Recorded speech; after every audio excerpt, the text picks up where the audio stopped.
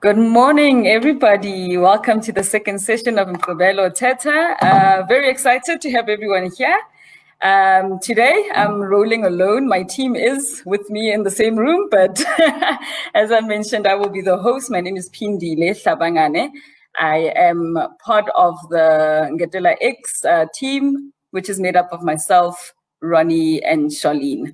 So before we begin, just want to give you a little bit more of reminder of what Mgqibelo Thetha is. Mgqibelo Thetha is career and personal development conversations. The whole point of this is for us to have conversations around important points that we feel are necessary for people to develop themselves, either on a personal level or in their careers. So I am very excited for the guests that we have today. Two people we've been mentioning over and over. If you watched our first session, I think their names came up quite a lot. And obviously I think it was only right for us to invite them here today so you guys can also get to know them. So today we have got Kathy Sims.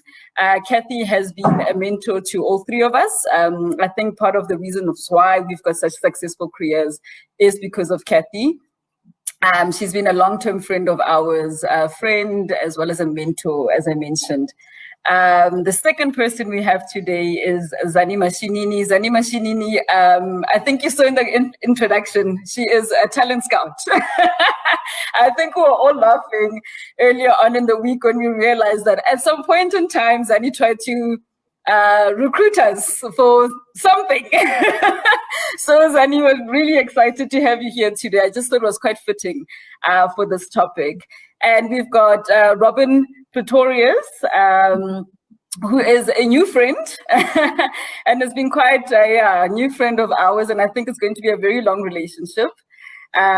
So Robyn is from Harambee. I think many of you will know what Harambee does. It is an accelerator, so youth accelerator. And Robyn has come here as a guest of ours, you know, as part of this collaborative effort. We mentioned in the last session that Mgqibelo Thetha is not just about us, it's about us collaborating, having the necessary conversations. So I am going to start off with Robyn. Robyn, if you could just tell us a little bit more about yourself, please. I want to know about you, the young you first.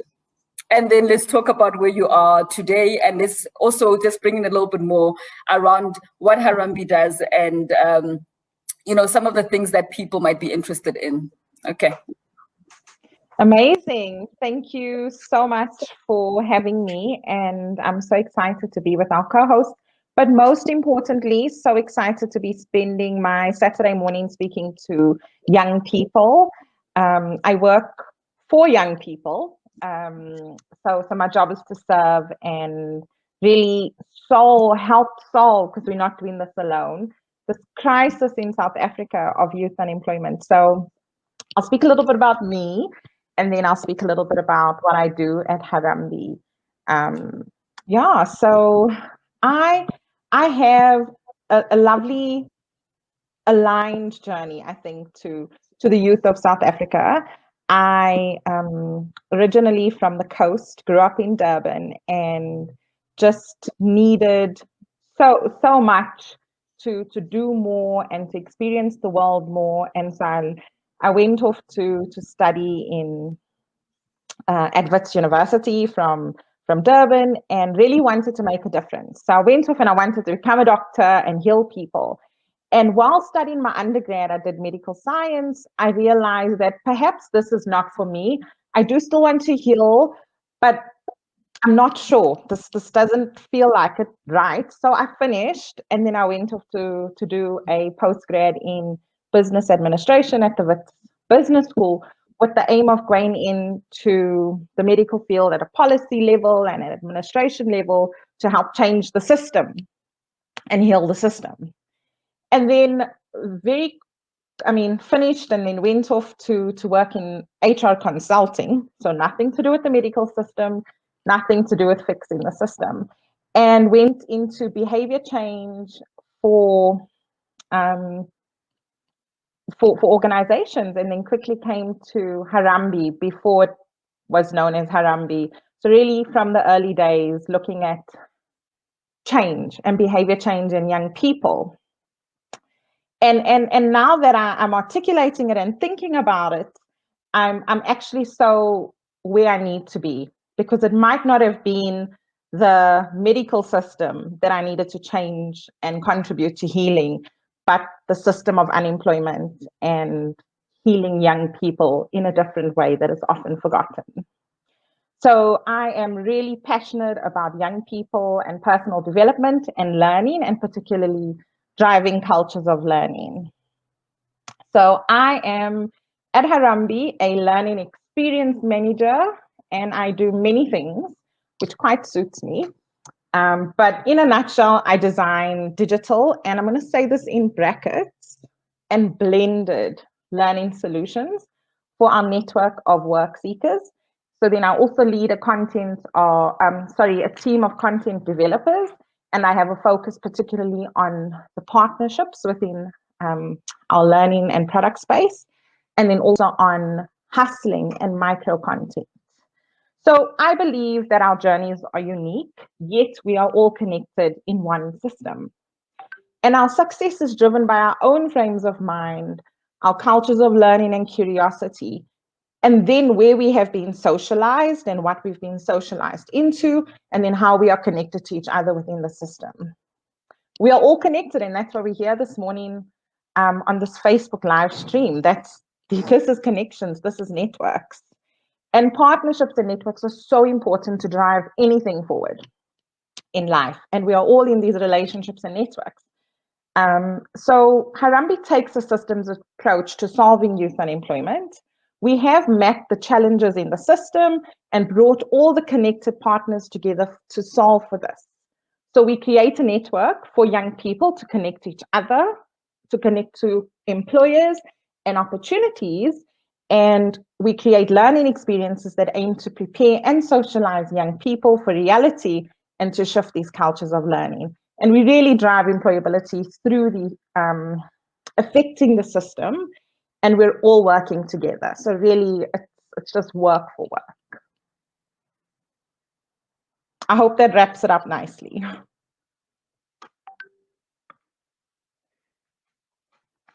Oh, and I am a mom and a wife. Oh, yes. No, it certainly does. I saw Zani in the background. Zani's crew is here also with us. We started young. We call them interns at work. You know, every meeting we have these interns joining meetings. Start them very young. No, man, I really felt your story, Robyn. I think it is part of the reason why we do what we do, and I think you're quite right in saying that this is collaborative work. There is no way that we can curb youth unemployment if we are not all coming together and working together. Which brings me to the next person, because I think she is the middle between where Zani is going to come from and where you're coming from. So Kathy, I hope you know I'm talking about you. Yeah. Okay, yeah. So Kathy Sims, please let us know. We want to hear, like I said to Robyn, we want to hear about young Kathy, ambitions, everything that you were about and where you are today.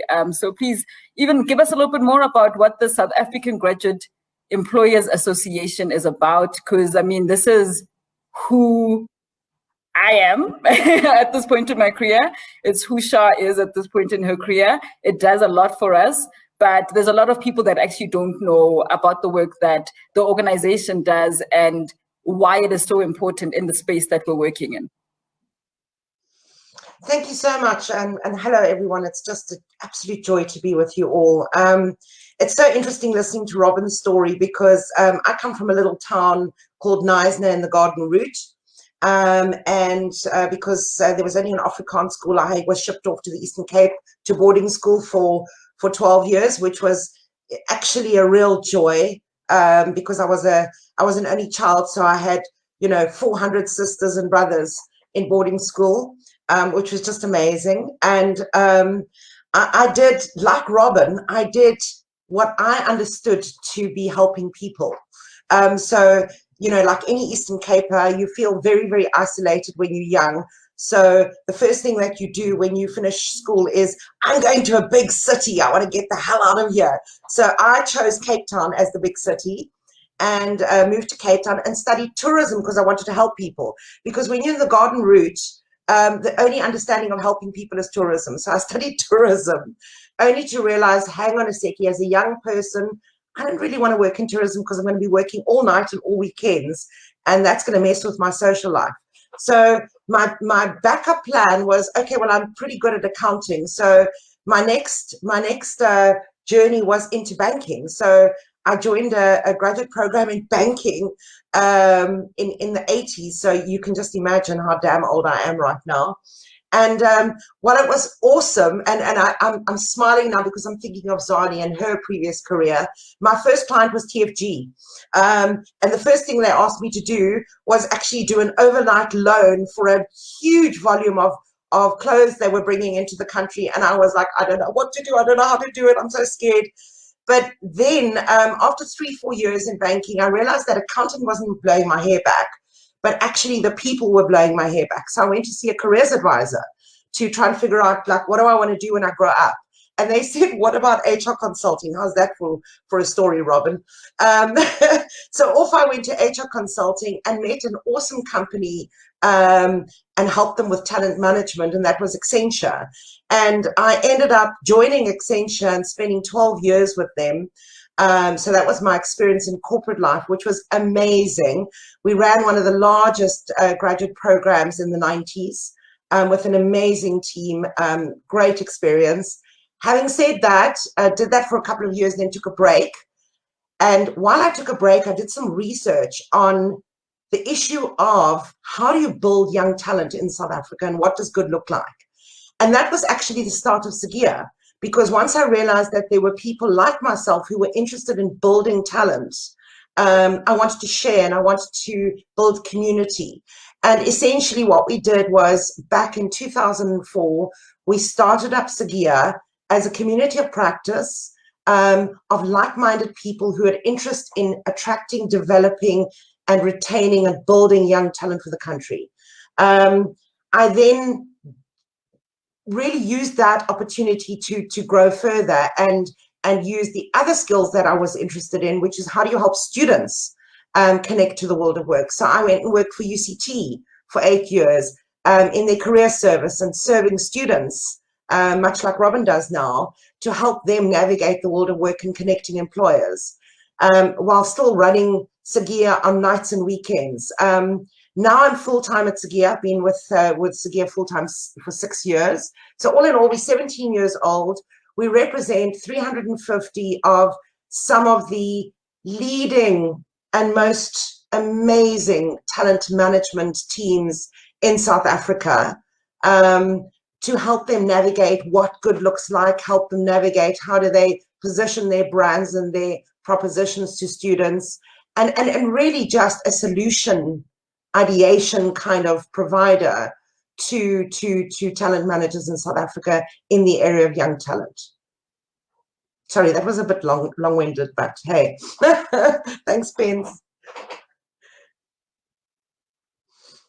Oh man, actually, the first time that we met was, but this was not even actually a physical meeting. I know you from back when you used to send all the career emails from UCT. So I knew your name before I actually met you. So, you know, it's just interesting how there's a way in which people, there's a lot of interconnectedness and intersections that happen, because even you were just talking about yourself and Zani and TFG, and we also have another link besides UCT. So I just found that very interesting, and I think the work that Sigia does, it's so important.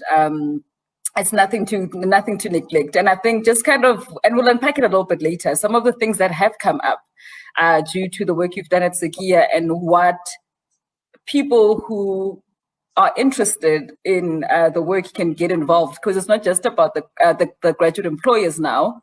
You've got other offerings that involve students and how they can now get into the whole ecosystem. So Zani, you know why you are here. So I'm going to hand over to you because, you know, I think you're quite an important component of this. We are talking about unemployed youth. We are talking about organizations like Sigia that do the work, but the most important part of this is industry. What is happening within industry? But obviously, before we get there, what we want to know is young Zani and where Zani is now. So please, if you could just kind of give us a little bit more about yourself before we get into the conversation. Yeah, I'm so consumed by the stories. Like I'm forgetting where I am and what role I have to play.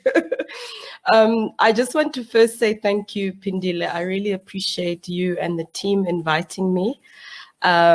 This is the way I learn these days. I participate in conversations, and I'm learning that conversations are actually widening my perspective. I know we can read, so obviously we do read, we get the experiences, but the connections for me bring it all together. So a little bit about me. I'm also an only child, Kathy. So you see there's lots we have all in common. So I had to naturally learn to network, and I realized that that's become a skill that's making me competitive wherever I go. And I'll probably talk to that a bit later. So I think it's in me to network and explore and experience. So since I was a little girl, I've always been the one that's making the friends, going to the stranger and converting the stranger to a long life friendship or a friend. I grew up in Johannesburg, in the township you all know called Soweto. So kind of experienced a bit of the old era of South Africa where there were days where we were not allowed to go to school. I lived far away from my school. I was fortunate in that my parents, I don't know how they did it, found a way to get me to the best schools in the country.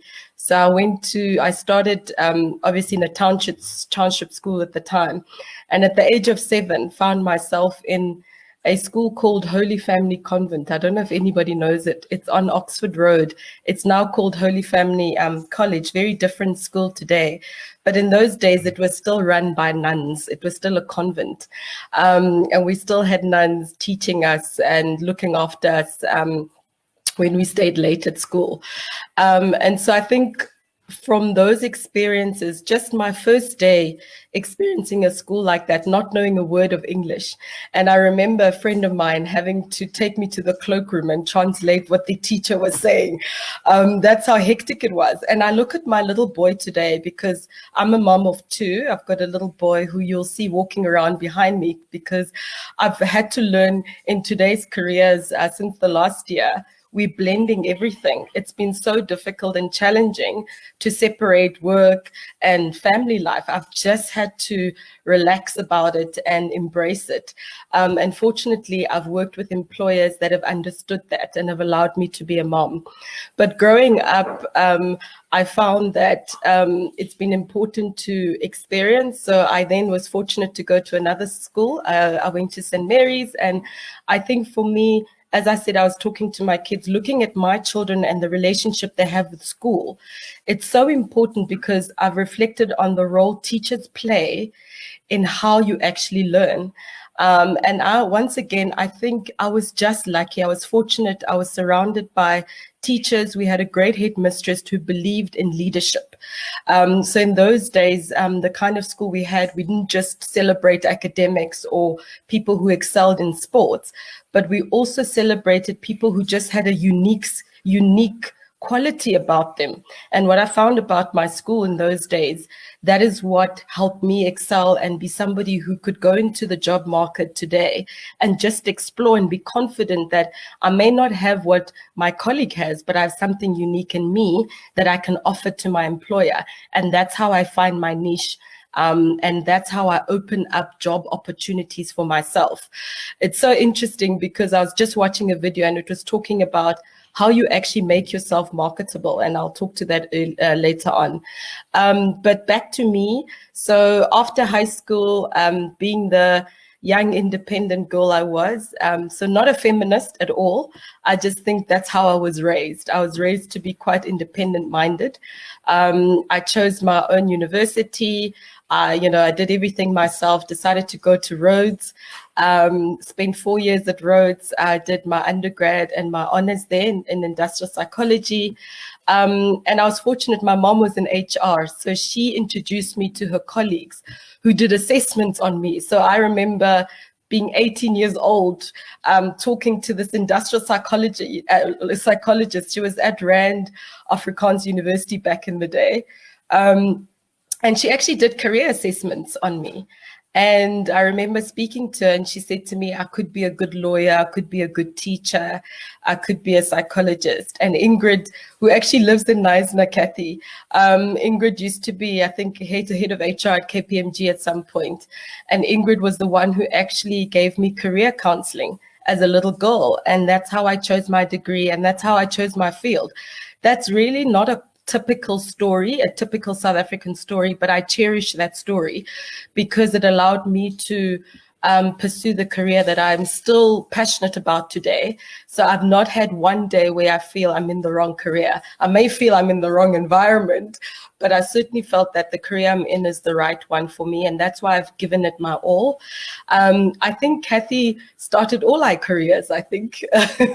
Even though my first job where I earned 20 Rand was at a switchboard.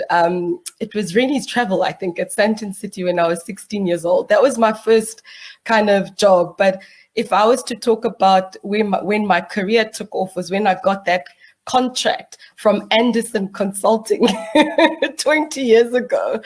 So I'm giving away Kathy's age. So if I was starting work 20 years ago and Kathy was one of the senior managers, the executives there, so I got to meet Kathy there. And since I've never stopped hearing about Kathy, every role I've been in, Kathy's copied on an email, and I just thought, that's what networks are about. So I know some questions, we'll tackle questions around what would you do differently when you're young.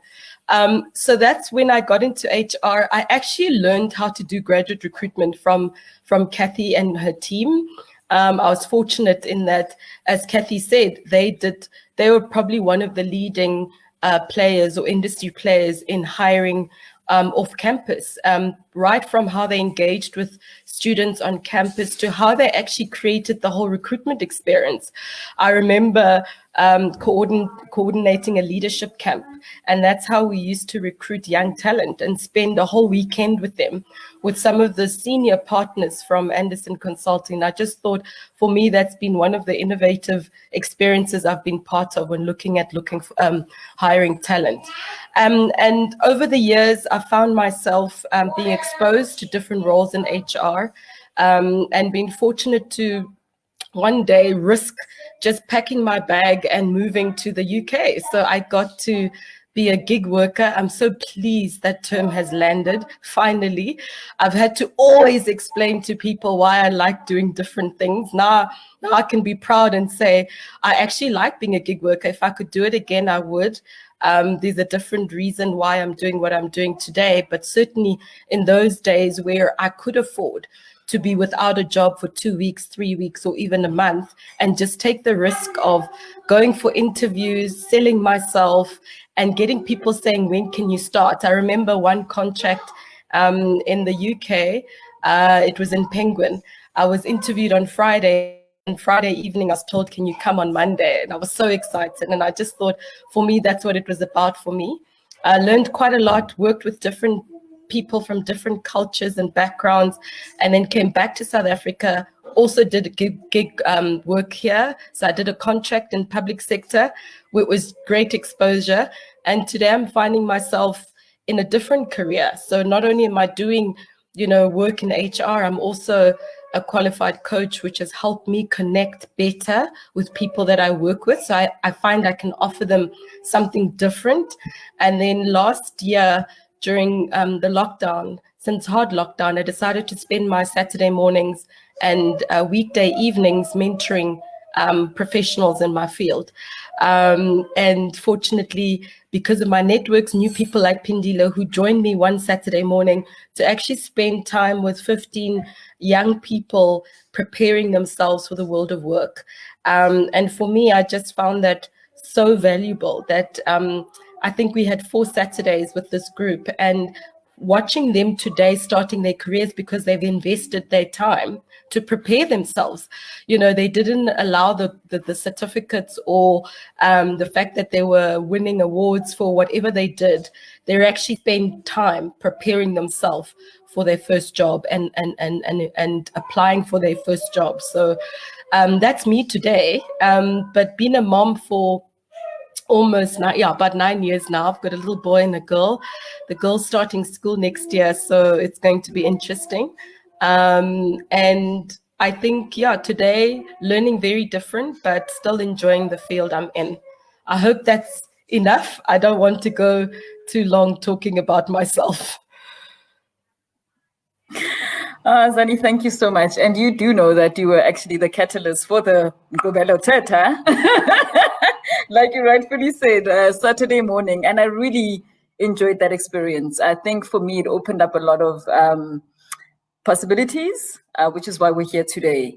You mentioned something quite interesting, because today's topic really is about us understanding the talent landscape and also understanding the job market. And you mentioned something quite important about gig work.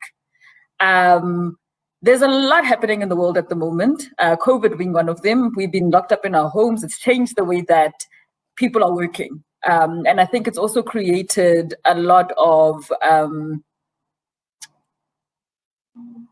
ambiguity around what work is, what talent is.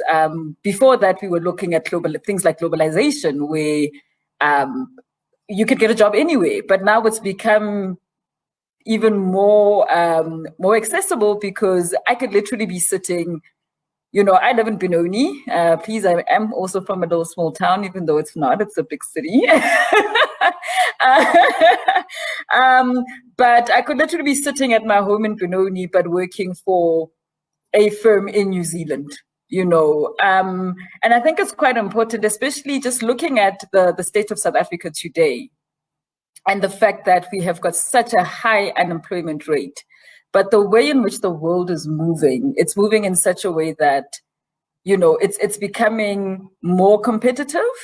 I just want to get a little bit more of your ideas, Annie, around what do you consider talent to be? Because I think it's something that, yes, we all like, talent, but what is talent? What is talent management? How does it actually even make sense in the scope of what the world is looking like today? Yeah, I think when you look for a definition, it's going to be contextual. So from an industry perspective, they've defined talent according to their own context, but if I had to just look at what's generic across it, it's really that unique offering that you have for a particular employer, if we look at just from an industry perspective. And also, organizations are looking for skill these days. Skill is skill that's going to help me solve the problems that I keep having to address. And so you'll find talent is also contextual. So some organizations actually change their definitions. So this year, talent for an organization may just be about skill to solve certain problems, but other organizations may actually define talent as those people that are going to help us with the future, because the future is going to require a different approach. So yes, you've got the experience, yes, you've got the skill, but we're also looking for other things that are unique about you from a behavior point of view that we think is going to make you the leader that we need in the future. And so you'll find a lot of people might get confused by that. Some organizations I'm talent, some organizations I'm not talent. But you need to understand what the organization is looking for at a particular point in time. But on the whole, it is going to be about the skill. It is going to be about the experiences that you have exposed yourself to. So remember, historically, it was about, well, I've been 10 years in a job. Well, these days, they're going to ask you, what did you do for 10 years? And how can you give me comfort that in those 10 years, you're going to have, be able to do the things that I want to do today and tomorrow. So I think that's what it becomes more important when you're trying to understand what talent is. And remember, these days, we're also trying to understand whether qualifications actually contributes to the definition of talent. So for the younger professional, that becomes a challenge, because we used to hang on to qualifications as our ticket in, you know, the MBA, the degree. A lot of people have got MBAs now. You know, when I worked in London, a master's was an entry ticket. Everybody had a master's. Now I'm seeing the trend in South Africa is that more and more people are starting to do postgraduates. And that's just about making yourself more competitive, but it's not going to define you as talent. It may just be that golden key that just unlocks the door, but you are going to have to offer other things over and above a qualification. So it sounds complex, Phindile, but in a nutshell, we have to learn what the organization is looking for, and you also have to understand what's your unique value offering or value proposition to an organization.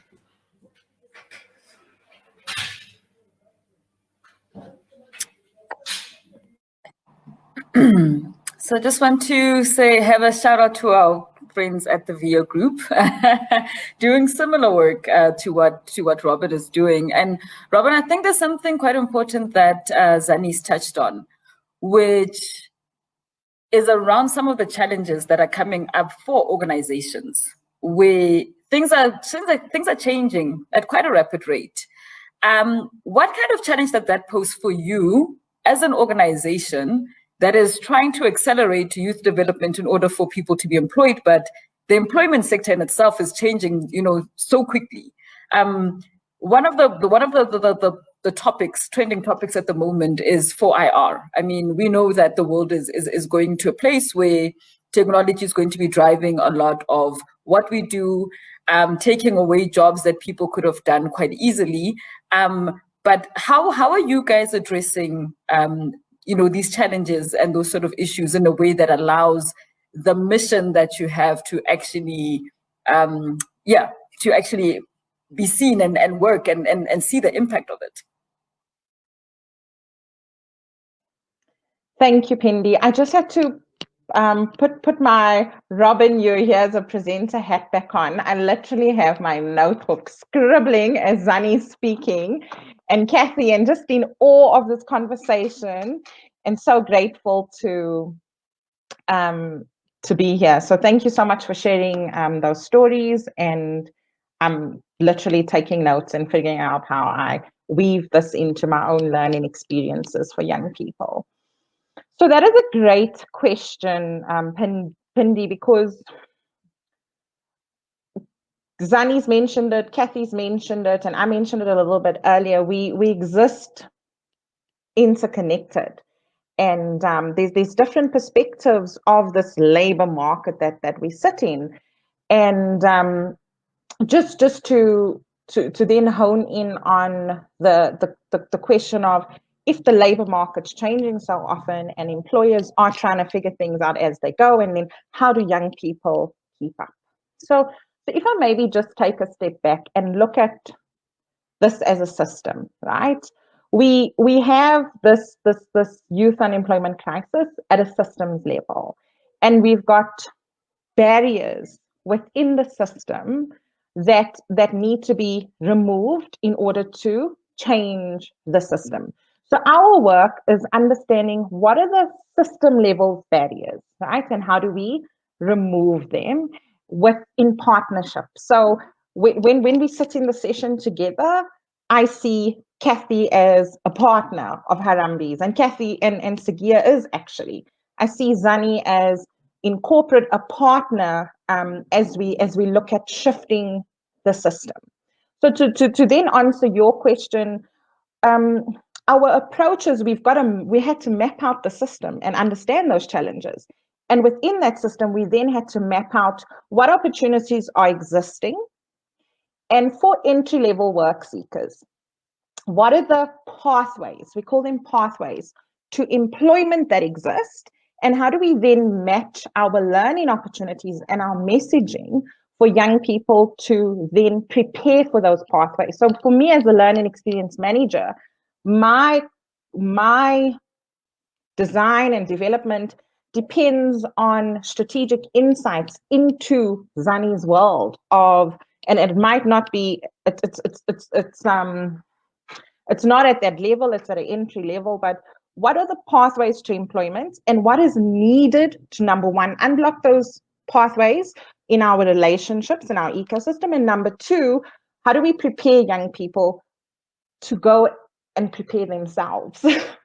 So that is something that really needs to shift and change. And I know I certainly come from that I'm a little bit younger than Kathy and Zani, which is why I was writing so feverishly, just learning from them. What do we need to activate within young people to go and prepare themselves? Because it doesn't exist. It's not this linear journey where everybody's going to have the same journey. It really is up to the young person to understand where am I going, what am I doing? As Zani said, what is it about that employer, that organization, that is talent that they're looking for? And then how do I prepare myself for that using these tools? So we mapped out the ecosystem.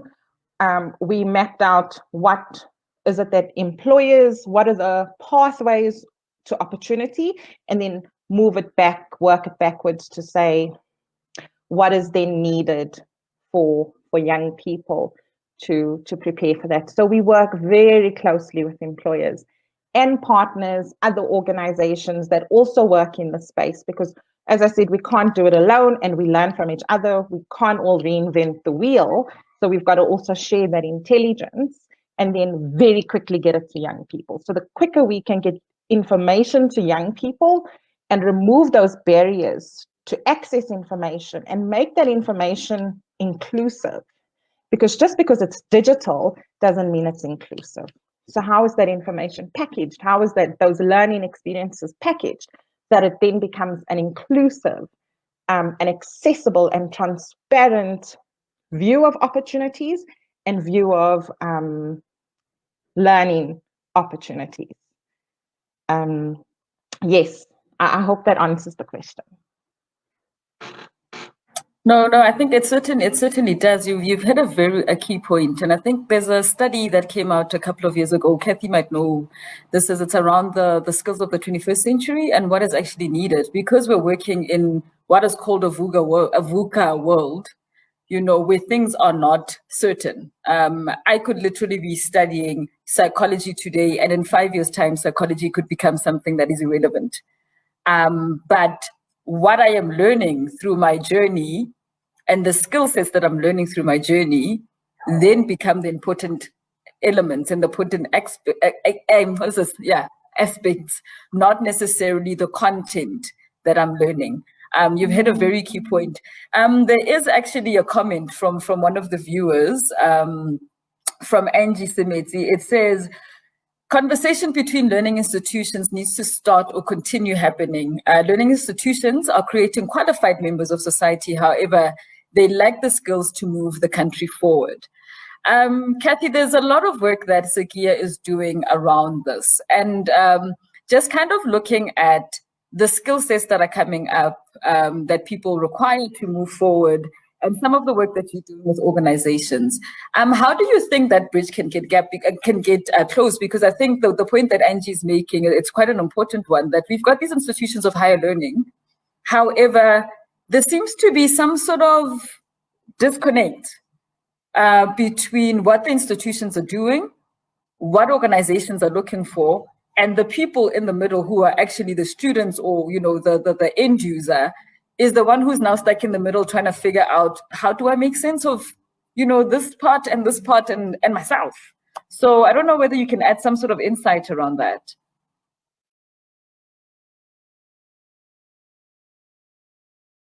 Let me start with unmuting. It's really interesting because I remember when I joined UCT and coming from a talent management space where, kind of competency was your kind of framework of, how do you build these competencies and what is it that you need? I think what I've done is I've refined my understanding and obviously read as much as I could, and like Zani, listened to as much as I could in terms of different views. But I think, employers tend to expect that the basic literacies are in place at school and university. And when we talk literacy, we're talking about, can you count? Can you communicate? Do you understand how to budget? You know, so they might talk about financial literacy, but it's about, you know, can you actually make sense of having 10 Rand and what to do with 10 Rand? And then, you know, a more recent, very popular kind of discussion has been around digital literacy, because it's all very well to say, well, I can use Instagram, but that's not digital literacy. So we expect the universities and the schools to build that. Then what happens is employers come and say, well, we want competencies. And competencies that are most popular with employers are what we call the 4 C's. The critical thinking or problem solving, creativity, collaboration, which some of us just know as teamwork, and communication. So that's what employers are looking for when they recruit.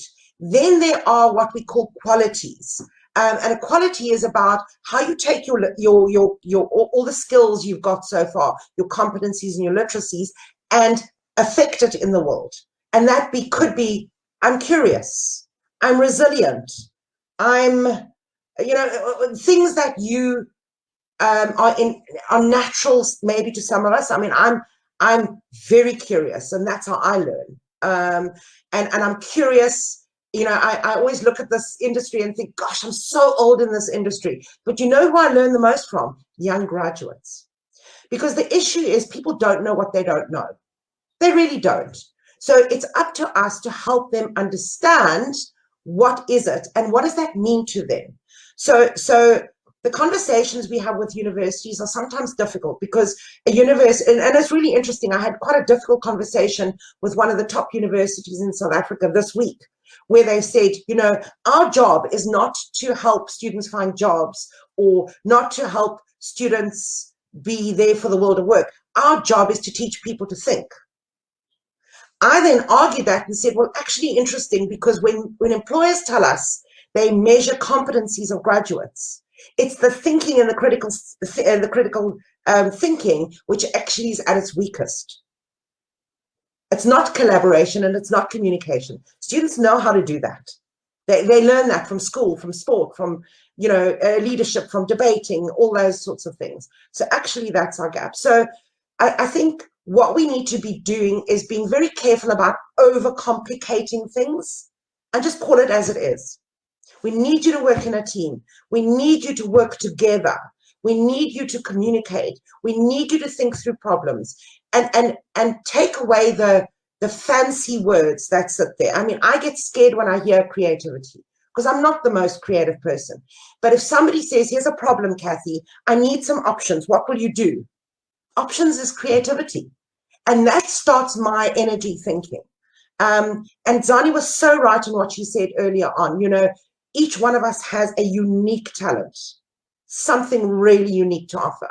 If you get a better understanding of what your talent is, and then put that to the right context, in other words, where you feel most authentic to deliver that talent, that's when you find your sweet spot.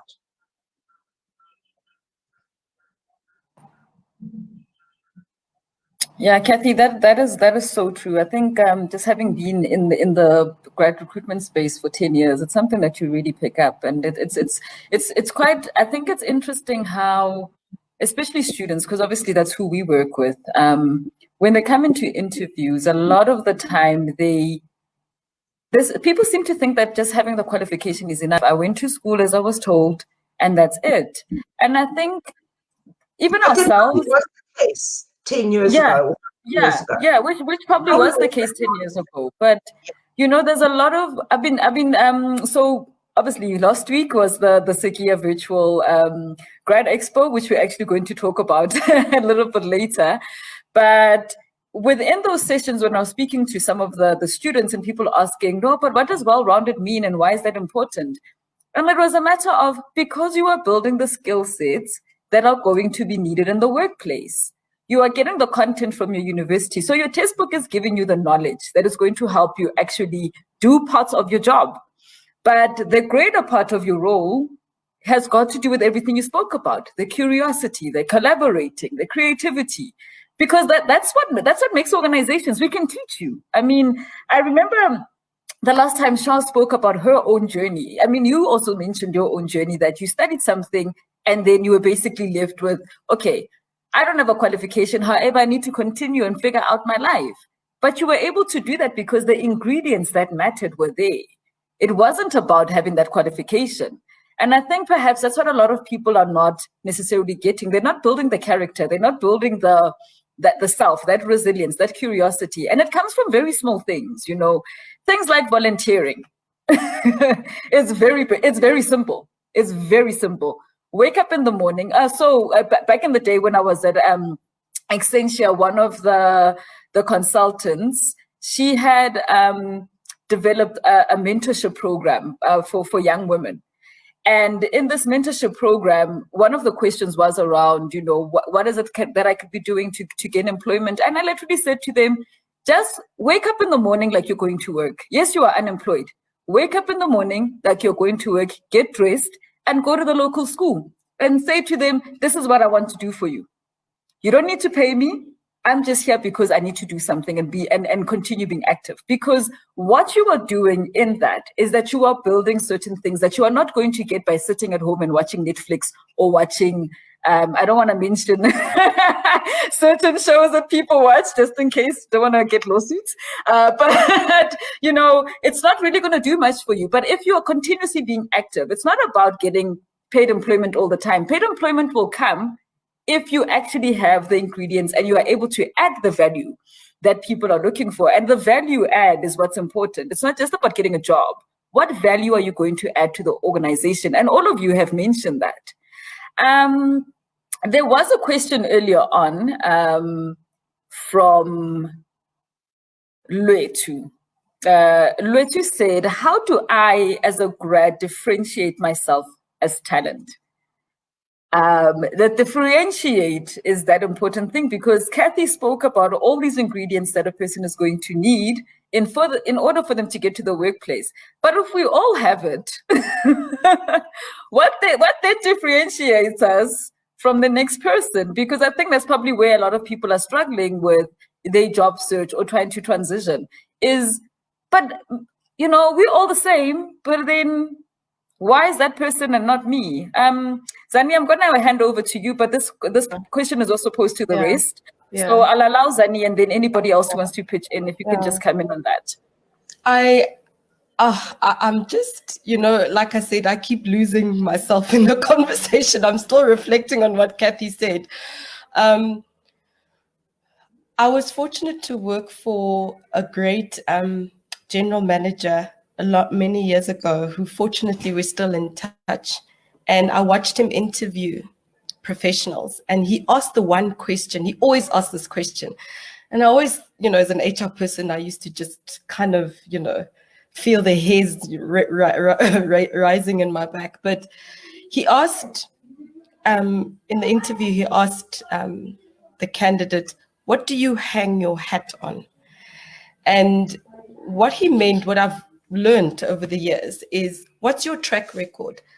I think the word experience sometimes locks us and creates a barrier. And okay, I've not done this before, so I don't have experience.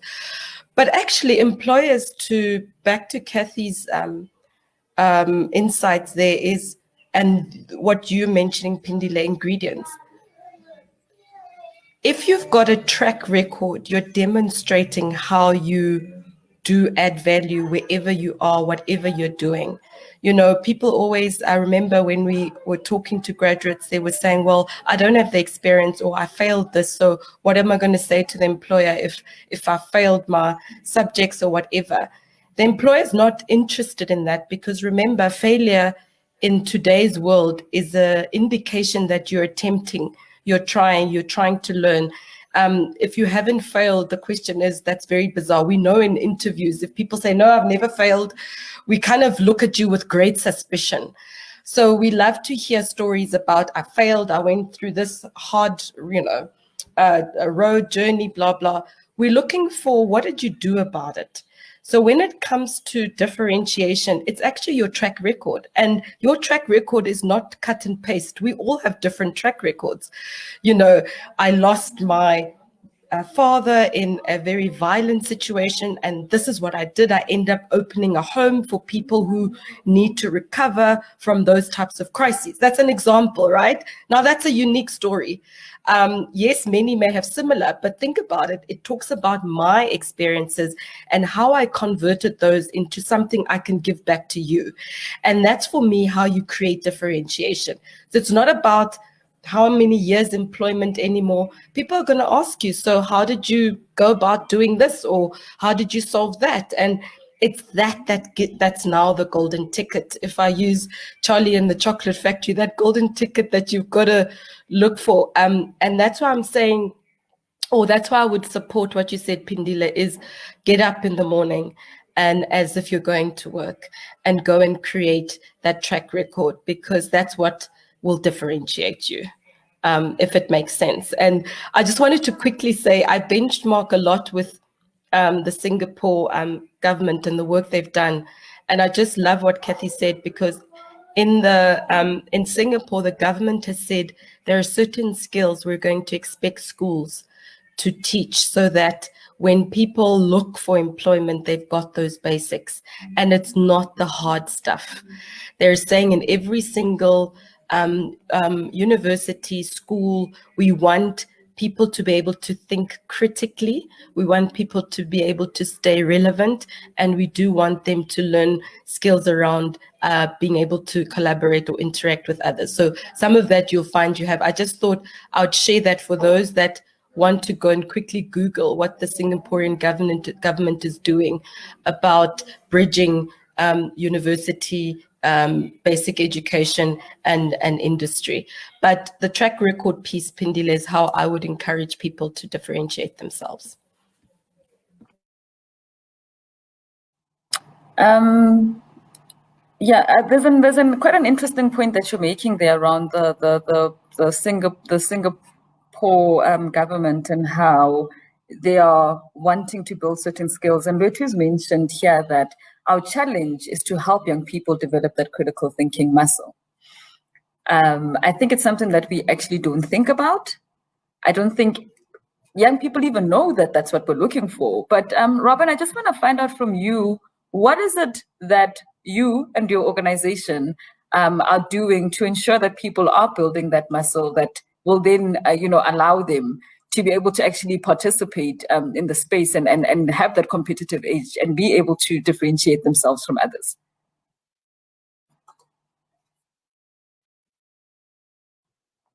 Thanks, Cindy. So early on, from when we first started as Harambee, and how we started out is not where we are now. Our strategy has evolved immensely, and we started out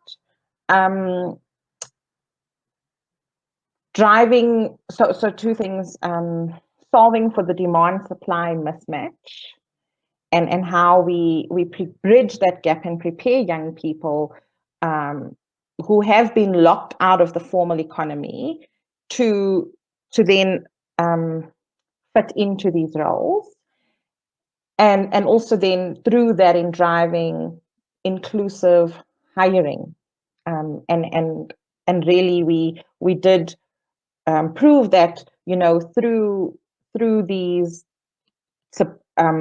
bridging this gap, young people could then be successful in the world of work. And what we learned from that, and it's exactly to this point of Kathy and the comments that are coming out in the comments, is that it's not just about the hard skills, right? You can teach, young people can learn, but how do they develop the habits and the behaviors that are necessary? And this is a little bit to Kathy's point. You use the word qualities. So I'm going to just use the thread of Kathy's word. So what are the qualities that are necessary? What are the skills that are necessary? And then what is the socialization that's needed? What is unique about that environment that a young person needs to be able to socialize into? And so those were the 3 points of the work readiness that we would then develop both generic and then tailored solutions in effect. And we would do that through behavior change programs and creating situations where if a young person needs to develop critical thinking, create the situation in the most real way that they can use that muscle, create a trigger, so an experience and then reward for the effort that has been. So that's pretty much how we had developed the work readiness, and then we moved it online digitally during times of COVID, and are now working very closely with employers for them to do this within their organization. So partnering and enabling employers to be able to do these work readiness interventions rather than us doing it, because we can't do it at the level of having the system do it. So having the employers do it. And then from a digital perspective, and just bringing in this concept of what Phindile was speaking about volunteering, when you do set your mind to what can I do to get out there and put myself out there, right? So it's volunteering, it's short work experiences, it's hustling, micro enterprising, gig work. These are all ways in which you can start, you can learn something and then use these opportunities to apply it. And when you go and apply it, don't just apply it for your CV. Don't just be like, tick, I volunteered, put it on my CV. No, now you've got to be able to articulate this experience. What have I learned? What are my skills? What qualities am I developing in this volunteering experience, in this gig experience, in this hustling experience, in this short learnership? So you've got to be so curious and engaged as a young person, and not just do it because I need to tick it. Understand why you are doing it. Why am I volunteering? What am I going to go and contribute? What am I going to get back? How do I articulate that and update and tell my story on my CV and an interview? How do I apply it in the world of work? So how we do that is by empowering young people to know that these are the opportunities that are available. This is where you can get the content from to prepare for that, and then apply it. Join forces with young people who you can reflect with, who you can buddy with. You are more likely to change a behavior or stay in a difficult process in building a habit if you are doing it with the buddy. So these are the ways in which we design our digital, our blended, and our community spaces where young people can go and access these opportunities and insights and learning free.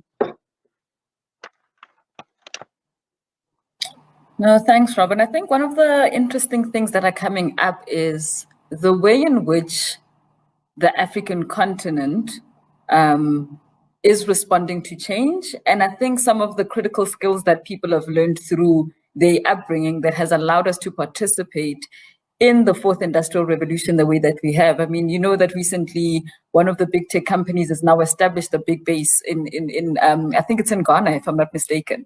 So I mean, I think that speaks a lot to how just some of the smaller things that we do on a daily basis, the habits, like what you were saying, can start building those skills. I mean, I remember growing up, I know my cousins and I, we complain about this all the time and we laugh about it because my grandmother, so I spent time between, you know, the suburbs going to school, home in the townships, and then holidays was in the rural areas. So my holidays was working in the gardens, pushing around a wheelbarrow, selling, going door to door to sell polish and spices. My grandmother used to sell spices, but you were not allowed to go home unless you have worked for the day. Like you couldn't go home, you know. So, you know, things like work ethic, having to negotiate, you know, all sorts of things were built from a very young age. Imagine being 8 years old and you are told, do not come home until all those polishes are gone. That is so traumatic. But like, if I think about it now, I think a lot of, you know, with my own family, a lot of us are where we are today because of the fact that those muscles were built from an early age. And I think people who are struggling in getting into the job market, like what Robyn is saying, it's not too late. You know, it's not too late. You just need to now start getting onto that treadmill and training yourself, because you can get there. Kathy, I know that Sagia has now got, you've added elements outside of the grad employers. You've also added elements that are there and said to ensure that people are able to now start participating and understanding how things work. I think it's, you need to remind me, it's grademployers.co.za. Graduate.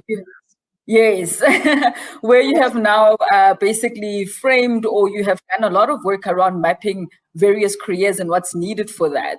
Can you just maybe tell us a little bit more about that and why that is important for people to get those sort of insights? Well, I think Harambee are doing a much better job at this, and they are probably the experts on this. But let me talk about the space that I work in. When I joined UCT, I obviously was now suddenly exposed to students from all sorts of disciplines, from anthropology, economic sciences, IT, etc., etc. I could talk a lot about IT and management consulting because that was my background, and banking. But, you know, if a student came in to see me and said, I'm studying anthropology and I want to know, what can I do with this qualification? Like what, you know, besides the traditional, I'm going to be an anthropologist or a sociologist, which most of us don't even know one anyway. But what can I do with this degree? I used the opportunity, because of my curiosity, to say, let me go and do the homework and I will meet up with you in 2 days' time. And sadly, at the time, I had to rely heavily on information coming out of the US, the UK, and Australia. There was nothing in South Africa that could say, this is a path, but actually there's 25 paths that I found that anthropologists do.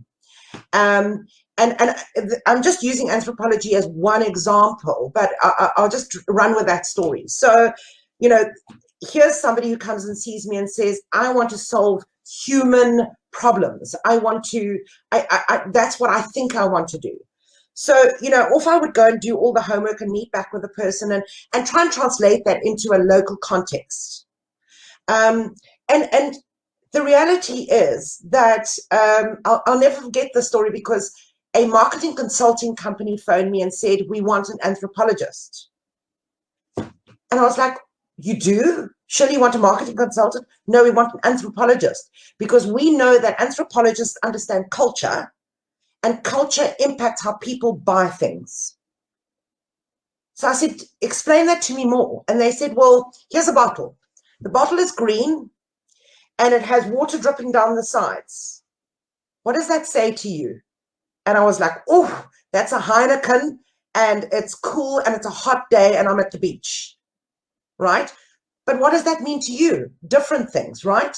So it was a really interesting thing. But the point I'm trying to make is that there was no homegrown information. And despite being UCT Career Services being a very, very well-resourced career service, the quality of information in South Africa, A, was not there, and B, if it was there, it was very, very limited.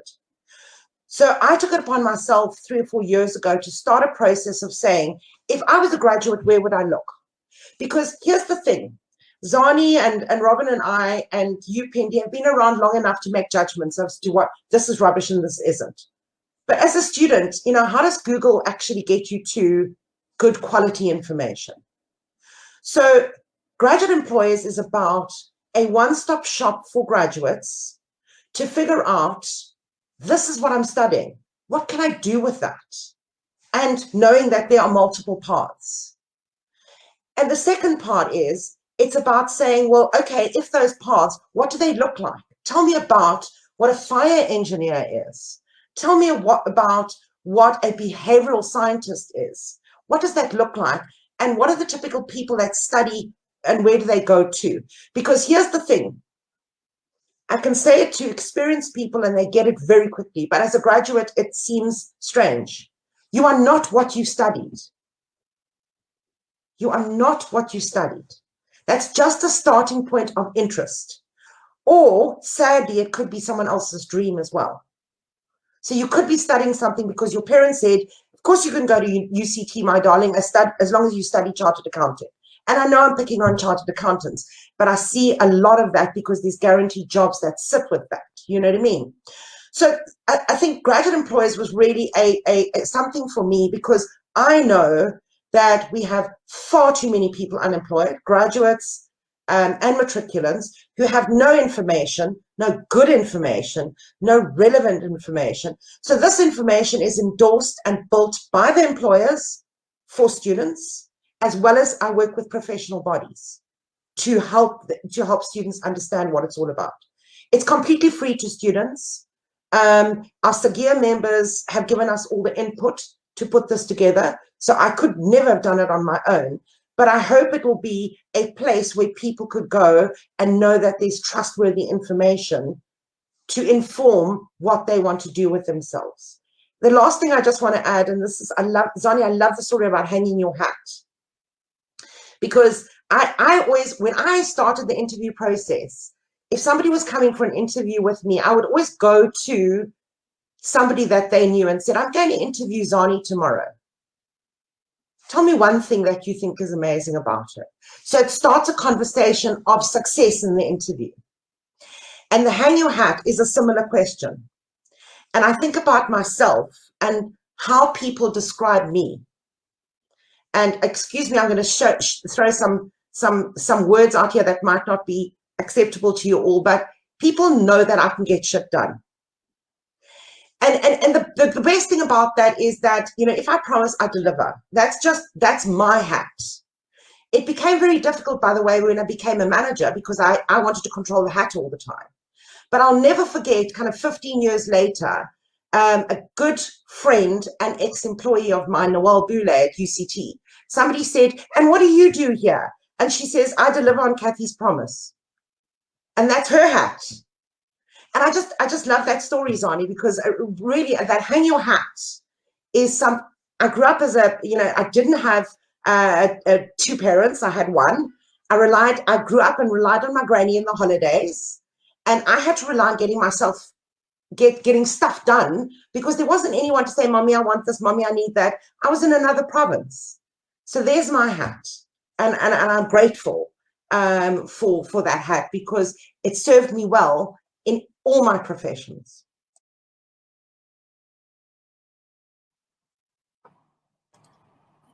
Kathy, you make such an important point there, that we should never underestimate our experiences and where we come from, because those are the things that build who we are today. I think one of the interesting trends that are coming up from a talent perspective is that a lot of your chief human resource officers, so what we call CHROs, are actually not even people that are coming from a behavioral science background.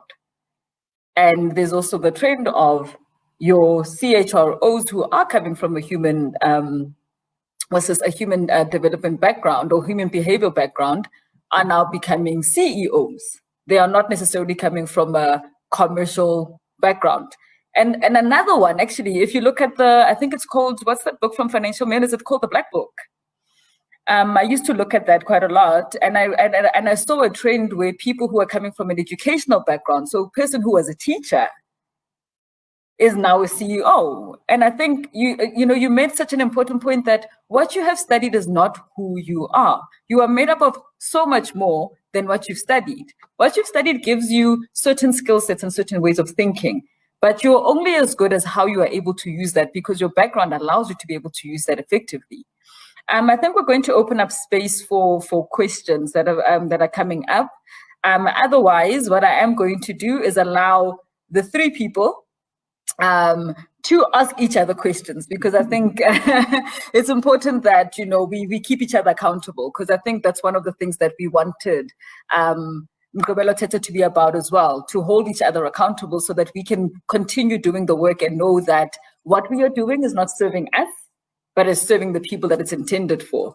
So Shah, I'm not sure whether there's any questions that you think okay, cool. So Angie says that robotics and process automation is driving for IR and changing the employment landscape. To drive efficiencies, organizations are working with robots. This means that there is another competitor in the labor market, which is robots. So Zani, this is for you. How should we best prepare the labor market for this reality? Yeah, I love this question. By the way, we have to be open to the fact that we're in an era where no one has the answers. We need to be comfortable with that, because we come from probably environments where things were a little bit more predictable. You know, as in this context, if you went to this school and you went to this university and you studied this, you know, you'd be sort of guaranteed employment.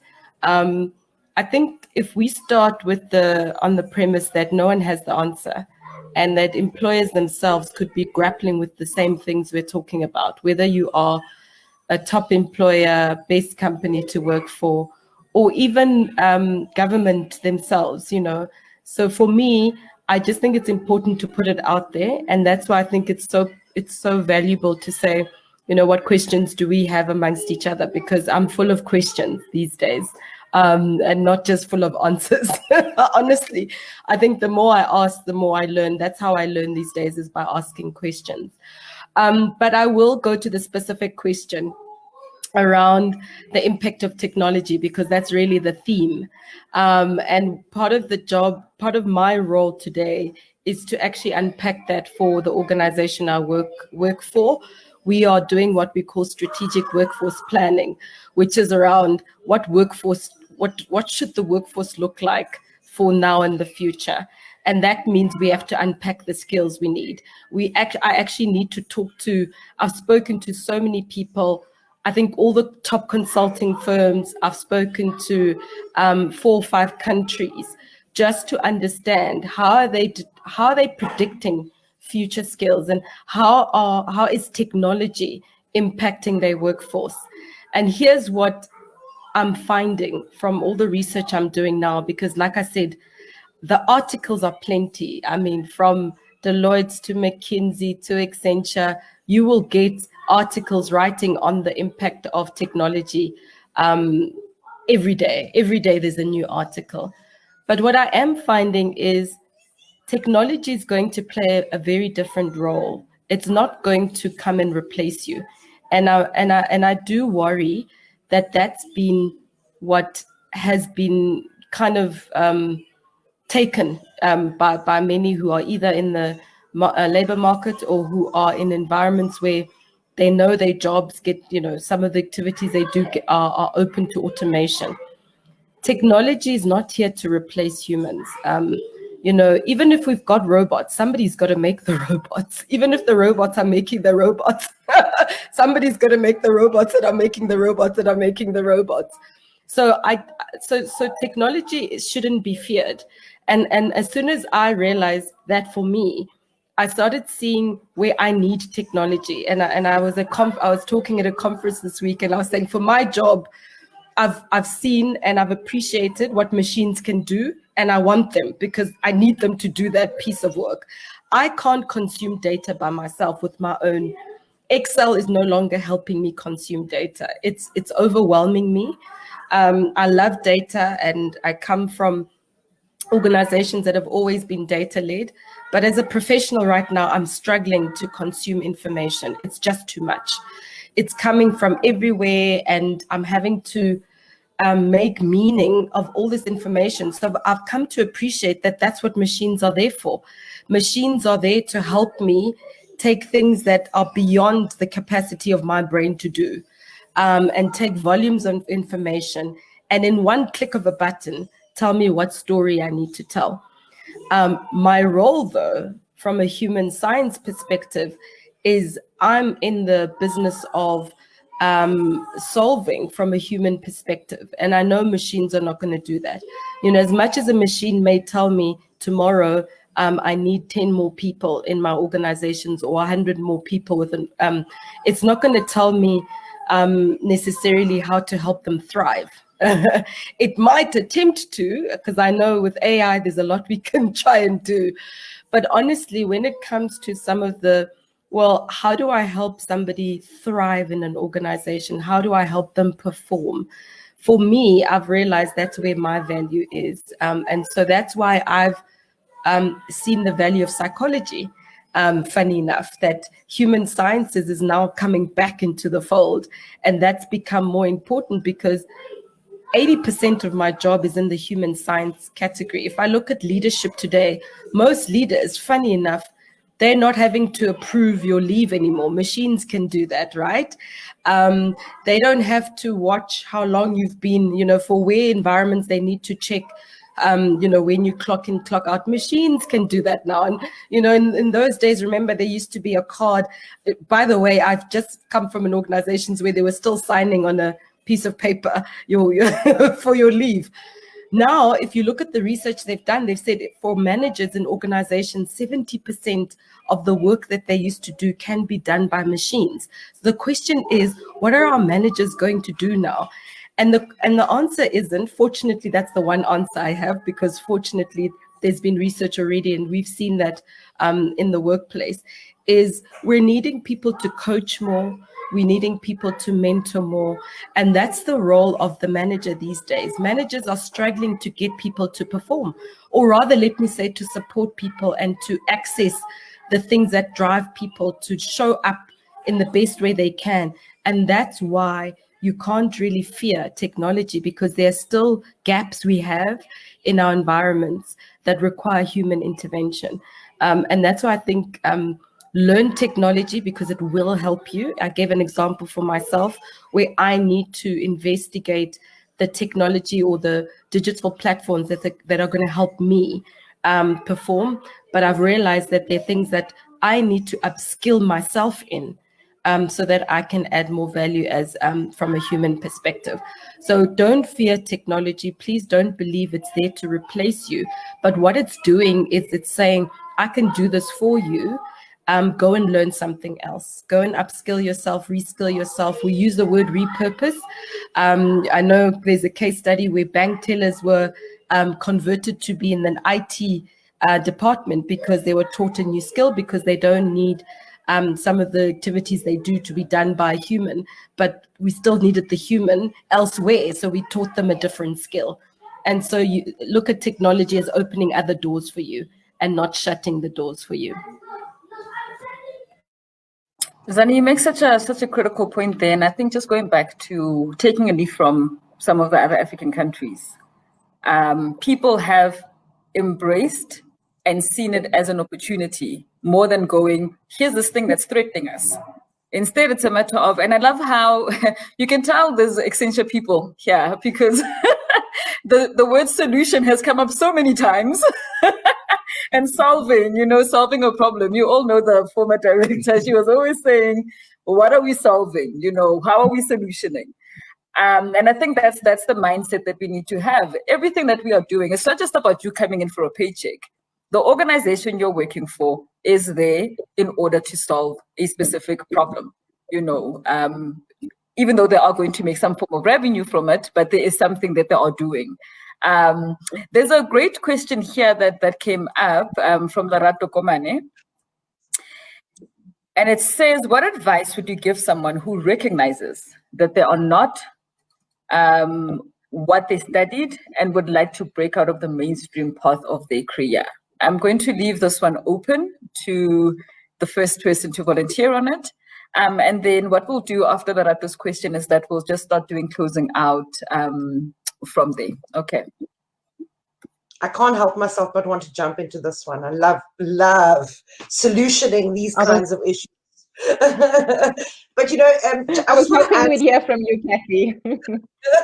I just want to add something though, because my dear father, bless his cotton socks, he died a year ago of COVID next week. And I think about him so often, and you know why? While Zani was talking about building talent and talent stream, talent pipelining and all that sort of thing, I was thinking of, I read a really quite interesting report a couple of years ago, which said, do you want to build, do you want to buy, do you want to bot, or do you want to borrow? And borrow is what Zani explained as gig working. Okay, bot is automation. And then you choose to build or buy, and buy is really about somebody leaves your organization, you replace them with the equal skill, just so that you understand the landscape. But my dear father was a mechanic, And his mantra was, I love fixing things. And I think that automation has been a really interesting thing. My dad would be so keen to come back into the work market now for two reasons. One is he would love to be a mechanic on a robot. He would love to do that. And I remember reading an article about a place near Saldanha up the west coast called Atlantis, where they've now got 400 mechanics working on robots, fixing robots. The other thing that has happened because of COVID really has amplified it is that we're moving a lot more stuff around the country to deliver to people's homes. So refrigeration has become super important. Do you know the demand for refrigeration mechanics in South Africa? It is overwhelming, let alone motorbike drivers. So there are so many things happening because of automation, which have caused such great new ways of offerings in not necessarily a, I need to have a master's or PhD in this.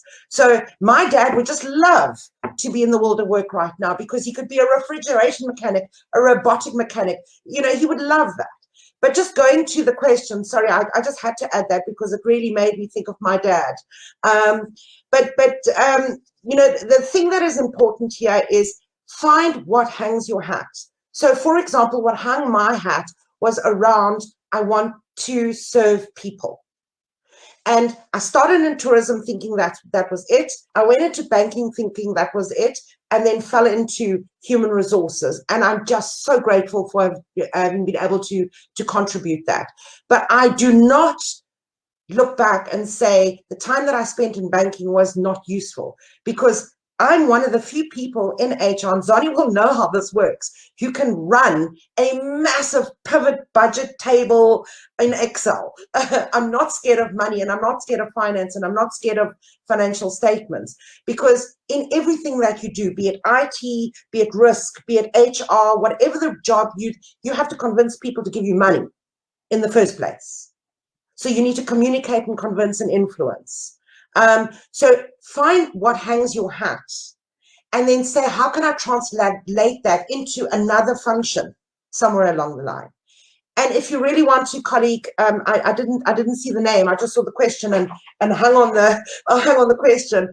I'm very willing to have an hour's conversation with you after work one night around how you can find your way, because quite frankly, that is something that gives me joy, is helping people find their way to something else. So it's Lerato Kamani, I've got it. Thank you. Yeah, I'll get you in touch with Lerato, Kathy. All right. So I think this happened last month as well. We were running out of time and we had so much to say. We extended it by a whole 30 minutes and we still have a lot to say. So we have one last question from Shahan. It says, is it ever too late to change careers? I'm 36 and I find it slightly difficult because of the experience factor needed in some fields. I think this is such an important question, especially for people that are sitting in their late 20s, mid 30s, and even people in their 40s, where you feel it. But I think even some people in their 50s, where you're feeling a bit like, look, I've done what I need to do. I'm no longer as engaged as I used to be. I want to now find something else. But there's so many blocks. What are some of the things that people can do? And back again, this is on the table for anyone to take. So I think maybe Robyn, you haven't spoken in a while, so I think I might just hand it over to you. Thanks, Phindi.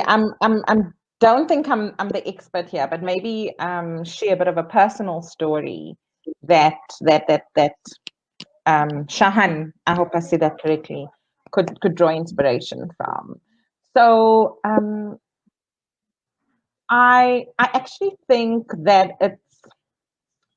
it's definitely a relevant and question that comes up with so many people, and definitely within my personal space, my best friends, my husband, and what I can draw from practically around how I've seen this being managed in my personal space is you've got to have the courage to know that you might have to start from the bottom. So you're not necessarily gonna go in from level D into level D, but you have so many. You have that thing that you hung your hat on, which is not solely valuable in your current career. So how do you take what you've hung your hat on, your track record, and apply it across to the new sector?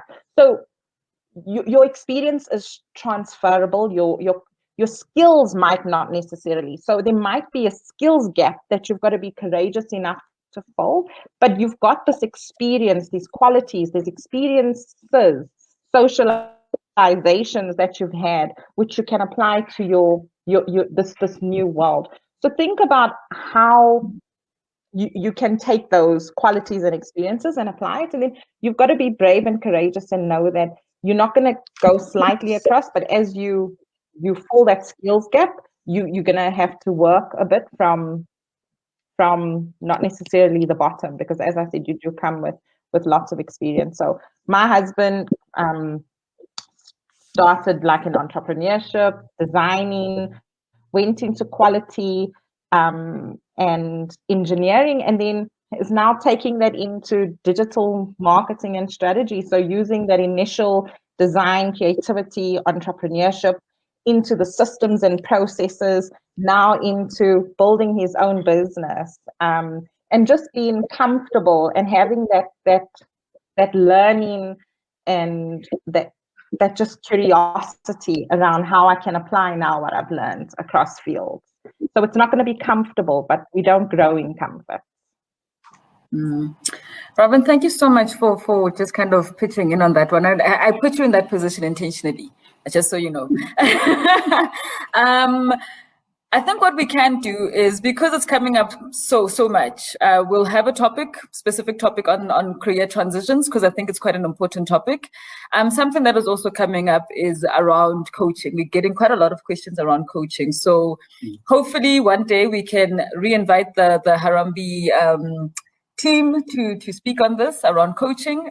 We can also invite the VO group as well to also speak in a little bit on that. And if anybody does know any other organization that deals with coaching, I think all of us here, all four of us are coaches, but on our individual capacities, but it would be great to just kind of get organizations that deal with coaching to just give a little bit more insights around what coaching is and how people can access coaching, because it really is an important thing to have in your life. I've been coaching for the last 3 years, and I've seen how amazing it is for helping people transition and change and learn and grow. With that, we need to close out. Every good thing has to come to an end. So I just want to give everyone just one last word. I'll start off with you, Zani. If you could just give one last word to just wrap up, and also maybe tell us a little bit more about, if you had to speak to your 18-year-old self, what would you tell them about this journey? Yeah, I think I'd probably say live a little bit, but I was one of those serious types, Just reflecting, I'm glad Robyn brought entrepreneurship in the picture.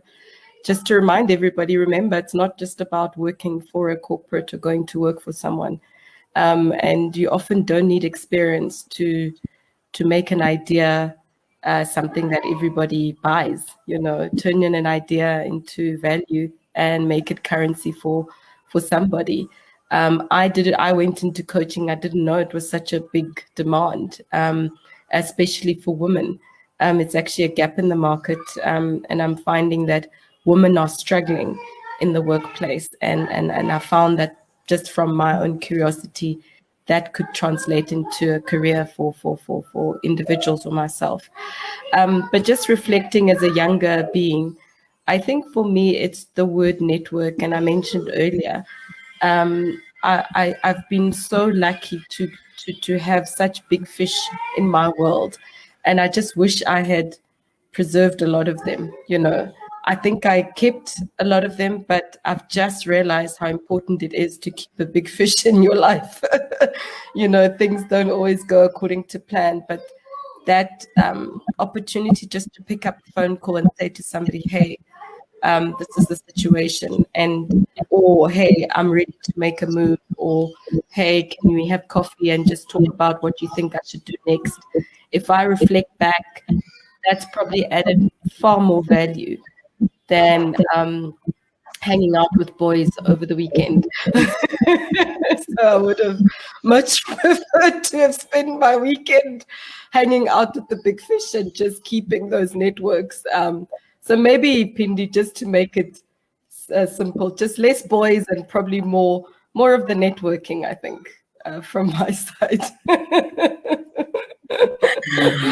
Oh, thank you, Zani. Oh, man, thank you, Zani. Kathy, over to you. I think let's try and find a way where we can include the boys and the networking, Zani. That's, you know, that's the good part. But I think, you know, I just want to say that I actually think this conversation about transitioning, not only out of university, but, you know, further along the way.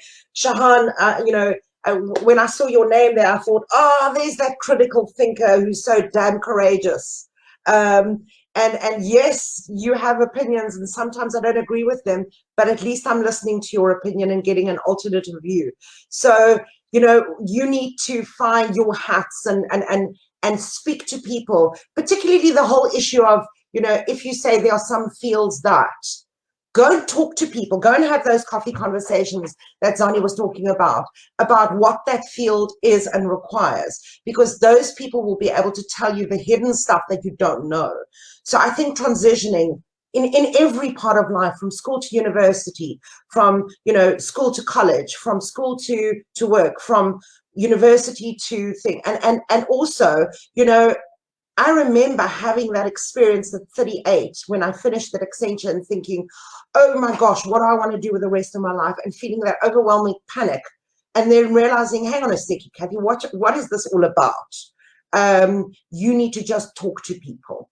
And it very, very quickly helped me transition to the next step, because I could connect the serve, I could connect the, you know, fix things to the next part of my life. So very important conversation, and I'm just so grateful for being part of this conversation, and so lovely to see Zani again, and so awesome to meet you, Robyn, and Phindile, love you to death, my darling. 18-year-old Kathy? Oh, don't play so much sport, because you actually might not be a Springbok, and then you have to rely on other skills. Oh, I love it. Robyn, thank you. I am just like in awe of this conversation, and have been literally, I promise you, notes and notes, and just so many dots being connected in my mind. So 18-year-old Robyn loved people, loved conversations, and like Zani, I would definitely tell 18-year-old Robyn to be a little bit more strategic about those conversations and about those people, and understanding network as capital. You know, we see our indicators for success and what's valuable are not always the indicators of what really is valuable. So it's not always the size of the paycheck, but what is the value of the opportunity. So for me, seeing social capital and networking as capital as real value for 18-year-old Robyn. And then secondly, life is going to knock you down, Rob.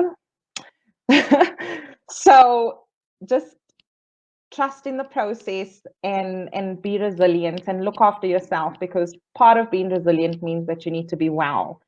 And what are you going to do about it? That's it. Thank you so much. Oh man, I'm so sad this is ending. This has been so incredible. It's been so insightful. What I would tell my 18-year-old self is literally don't don't allow anybody to move you from where you are. You are right. I've developed such a conviction about myself recently. I was actually at a friend's birthday yesterday, and I said, in front of her parents, I take credit for the woman that she is today. Because I believe that I played a part in her upbringing, and she's played a part in my upbringing. And I've learned to actually articulate who I am with the conviction that I have, because I've always been very shy about myself. And I want to thank all three of the people here today, and the two people that I work for, that I work with, not work for. I do work for them, and I work with them, for allowing me to be who I am and fully accepting me for who I am, because I think that's very important. And I just want to encourage everybody who's watching here that, you know, don't doubt yourself. Don't doubt some of the things that you are thinking. The reason why we have this platform is so that you can come here and ask those questions. You will get an answer. If we don't have the answer today, we're going to find it. Like I said, we have now come up with transitions. There's a new topic. We're adding that in. We're adding in coaching. Come with the questions. With that being said, we are going to share a link on our Facebook page that just asking for your feedback and asking for topics, and anybody who wants to be part of our mailing list so that we can tell you about upcoming events, if you could just click to that. So thank you so much, Zani, Kathy, Robyn. You are also incredible, and I'm hoping that one day we can invite you for something completely different, with a different team. We were asked why there are no males. So, you know, Ronnie's in the room, so I think that counts. Just another thing, next month we are commemorating the 40th year of the Soweto Youth Uprisings. And the topic for next month is going to be centered around youth. We are finding that there's a lot of abuse of youth in many ways. Kathy mentioned a point about how especially within the Black and Colored community, there are very few people coming out of universities. And it's a conversation that we need to have. We need to have a conversation around access to education, access to funding, and hopefully, you know, we can put together quite a nice topic. So please, guys, on the 18th of June, diarize. 18th of June, we're going to have session 3 of Mgqibelo Thetha, to have more conversations about things that matter to people, so that we can make sure that we curb youth unemployment. As Shah always says, no person left behind. That is what we're talking about. No person left behind. So thank you. Is it 19? Oh, sorry, I've been corrected. On the 19th of June. The Saturday is the 19th of June. So please tune in again. Thank you so much to everybody who's been here with us. And thank you to everybody who supported us. But you know what? We want to love and leave so that you can go explore a little bit more around these topics. Thank you. Really grateful for this. Thank you. Cheers, everyone. Cheers.